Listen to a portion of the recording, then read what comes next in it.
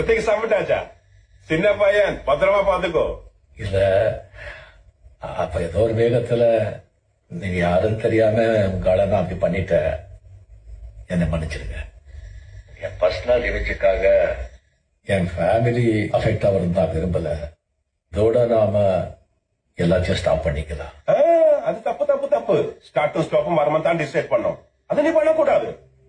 தப்புதான்.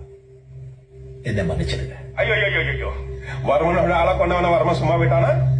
நாளை என் கூட ஒர்க் பண்ணவன் ஃபட்டப்பாயிடும்.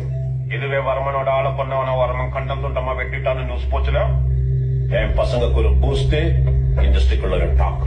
புரிஞ்சதா சாரே? சத்தியமா சொல்றேன் சாரே, நான் இது சும்மா ஹாபிக்காக பண்ணல.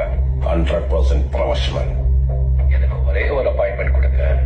நான் நேர்ல வந்து വെള്ളമൊക്കെ കാല് വിളുന്ന് മന്ദിപ്പ് കെട്ടുക.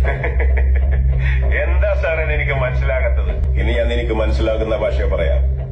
എല്ലാ വീട്ടിലും முதல்ல தாத்தா தானே சாவாரு. ஆனா அவன் வீட்டுல மட்டும் டிஃபரெண்ட். முதல்ல அவன் பேரன், அந்த பேரனோட அம்மா, அந்த அம்மாவோட மாமியார், இந்த மாமியாரோட புருஷன், அதாவது நீ. உன்னை கொல்ல ஒரு நாள் நான் நேர்ல வருவேன்ல.